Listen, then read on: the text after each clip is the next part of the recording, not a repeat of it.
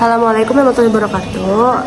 Halo semuanya, kami dari kelompok 9 akan menjelaskan tentang pengukuran daya dengan metode 3 alat ukur. Nah, di kelompok 9 ini kami beranggotakan 3 orang, yaitu saya sendiri, Nafista Vanessa Sabila. Saya Dapah dia. Saya Raditya Praga. Nah, jangan lupa ditonton videonya sampai selesai ya guys. Bye. Jadi untuk tujuan dari praktikum kali ini yaitu satu untuk mengetahui cara pemasangan alat ukur, serta yang kedua itu ada dapat mengetahui dan memahami metode-metode untuk pengukuran daya. Jadi pengukuran daya satu fasa itu bisa dilakukan dengan 2 cara, yaitu dapat memakai 3 voltmeter atau 3 ampere meter. Lalu untuk metode yang 3 voltmeter ini yaitu pada cara ini itu dipasang 3 voltmeter, yaitu V1 nya mengukur tegangan pada beban, V2 nya itu mengukur tegangan pada resistor tahanan, dan V3 nya itu mengukur tegangan total dari sumber. Nah, dari ketiga tegangan itu kita bisa menghitung daya beban tanpa mengukur arus secara langsung. Perhitungannya itu dilakukan menggunakan hubungan antara 3 tegangan tersebut. Nah, kalau untuk yang metode 3 ampere meter itu, yaitu di metode ini itu digunakan 3 ampere meter, di mana A1 nya itu mengukur arus beban, ya A2 nya itu mengukur arus resistor tambahan, dan A3 nya itu mengukur arus total dari si sumbernya itu. Nah, terus sama kayak yang voltmeter itu, dengan hubungan antara ketiga arus tadi itu, daya beban bisa dihitung tanpa harus mengukur tegangan atau sudut fase langsung. Jadi intinya dari dua metode yang dipakai itu bisa untuk mengetahui daya beban dalam rangkaian satu fasa. Terus metode voltmeter itu cuma bisa mengukur tegangan. Terus kalau metode ampere meter itu cuman bisa mengukur arus. Terus dari keduanya itu kemungkinan menghitung daya ini itu tanpa mengukur sudut fase secara langsung gitu. Baik, jadi di sini saya akan mensimulasikan apa yang telah tadi dipaparkan oleh rekan saya, yaitu metode mencari daya dengan metode 3 alat ukur. Nah, jadi hal pertama yang harus dilakukan itu kita harus memiliki software Proteus terlebih dahulu, dan di sini saya menggunakan software Proteus yang versi 8 ya. Nah, jadi kita buka saja. Nah, setelah dibuka kita langsung masuk ke new project. Nah, di sini kita langsung saja next.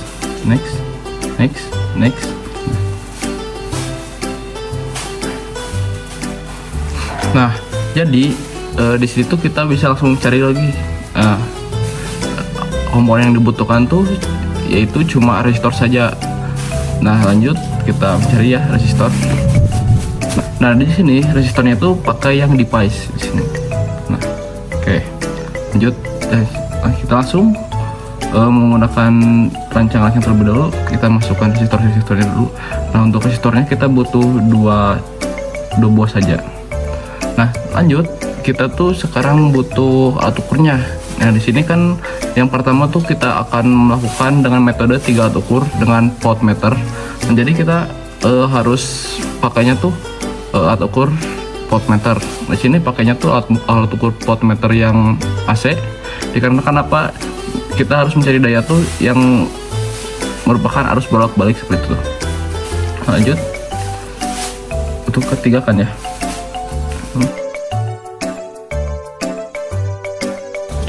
Nah, terus di sini tuh kita butuh sumbernya tuh pakai yang sine, dikarenakan arus bolak-balikan.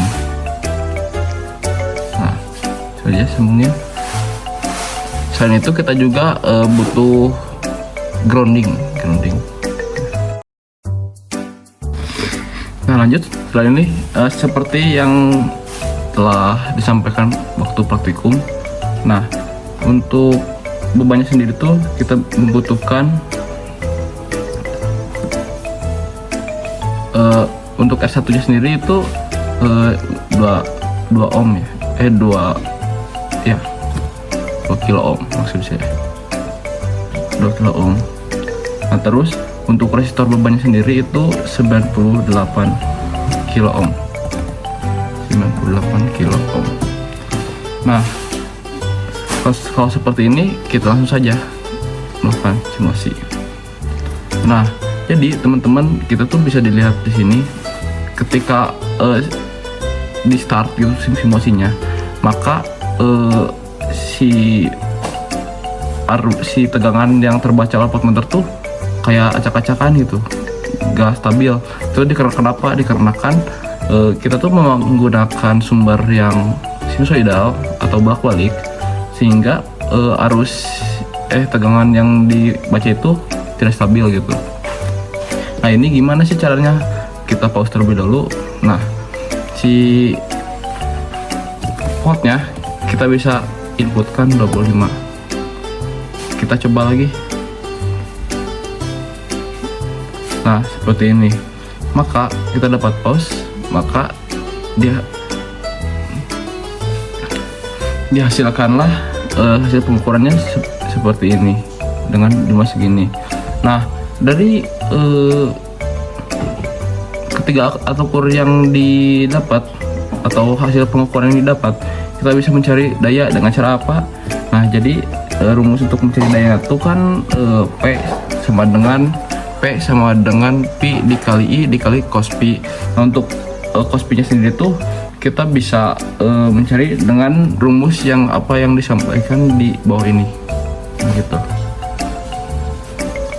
Nah untuk selanjutnya yaitu kita akan mencari daya menggunakan metode 3 alat ukur ampere meter.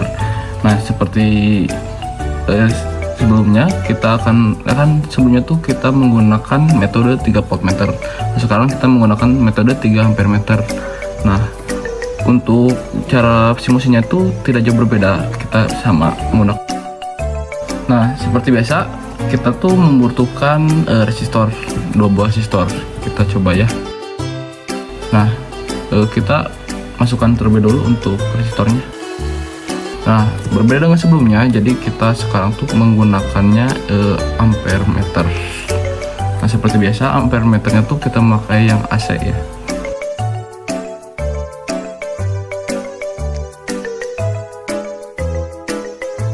Seperti yang telah disampaikan waktu praktikum, kita tuh disuruh untuk R1 nya sendiri tuh 470 ohm. Kemudian untuk beban resistor beban atau R2 nya itu sendiri tuh kita menggunakan 23 kilo ohm.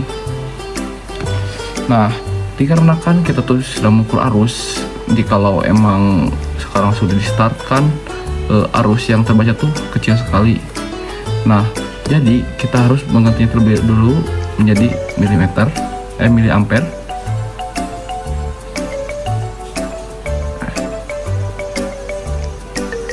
Semuanya kita ganti menjadi miliampere untuk alat ukur ampere meternya.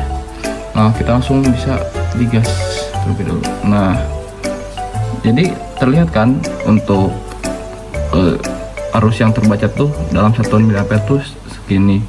Nah dikarenakan ini menggunakan sumber yang bolak-balik, jadi pembacaannya tuh tidak stabil. Nah kita coba deh untuk mengganti sumbernya atau si voltasenya tuh menjadi 25, maka didapat. Nah sekarang udah terlihat besar untuk arus yang mengalirnya dan sudah terbaca juga. Nah kenapa sih tegangan berpengaruh terhadap arus atau arus yang terbaca? Dikarenakan untuk pengukuran daya itu tegangan dan arus sangat berpengaruh ya. Jadi seperti itu barangkali untuk pengenalan atau penjelasan terkait rangkaian ini. Nah untuk selanjutnya kita harus mencari dan memasukkan data-data yang didapat dari hasil simulasi ini.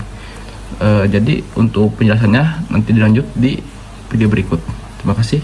Assalamualaikum warahmatullahi wabarakatuh. Nah, di sini saya akan menjelaskan mengenai perhitungannya. Di rangkaian A, di sini ada beban sebesar 98 kilo ohm, lalu V1 23,9 volt, V2 0,49 volt, V3 24,4 volt. Pertama-tama kita cari dulu cos-pi-nya.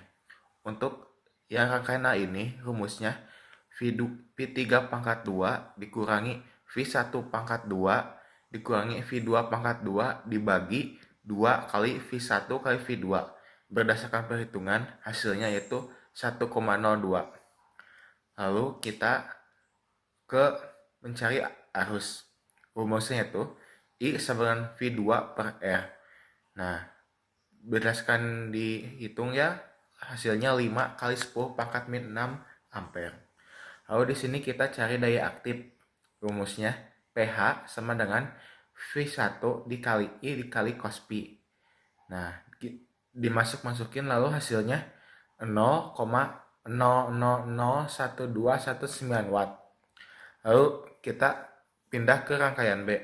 Di sini ada beban sebesar 23 kilo ohm, I1 1,12 mili ampere, I2 54,7 mili ampere, I3 55,8 mili ampere. Di sini sama seperti rangkaian A, cari dulu cos pi-nya. Rumusnya I3 pangkat 2 dikurangi I1 pangkat 2 dikurangi I2 pangkat 2 dibagi 2 kali I1 kali I2. Berdasarkan yang sudah dihitung itu hasilnya 0,98. Lalu di sini kita cari dulu tegangannya. Rumusnya I1 dikali beban. Nah, hasilnya itu 25,76 volt. Di sini sama stepnya kayak yang tadi. Mencari daya aktif. Rumusnya V kali I1 dikali cos pi. Hasilnya 0,02832 watt. Jika ada pertanyaan, hitunglah perbandingan daya antara percobaan A dan B. Rumusnya itu PB per PA. Nah, kita masukin PB yang tadi sebesar 0,02832 watt dibagi 0,000121,9 watt. Hasilnya 232,45. Nah, kesimpulannya, berdasarkan hasil perhitungan kedua tadi, diperoleh daya pada rangkaian B jauh lebih besar daripada rangkaian A. Percobaan A hanya menghasilkan daya sekitar 0,001219 watt, sedangkan percobaan B menghasilkan daya sekitar 0,02832 watt. Nah, bersama perhitungan lagi yang perbandingan, percobaan B 232 kali lebih besar dibanding percobaan A. Perbedaan ini terjadi karena arus dan tegangan efektif pada rangkaian B jauh lebih besar, serta PF lebih mendekati 1. Sementara pada percobaan A, nilai tegangan pengukuran sangat kecil, terutama pada V2, sehingga menghasilkan daya yang sangat rendah dan bahkan menyebabkan nilai cos pi tidak valid secara fisik. Sekian dari saya.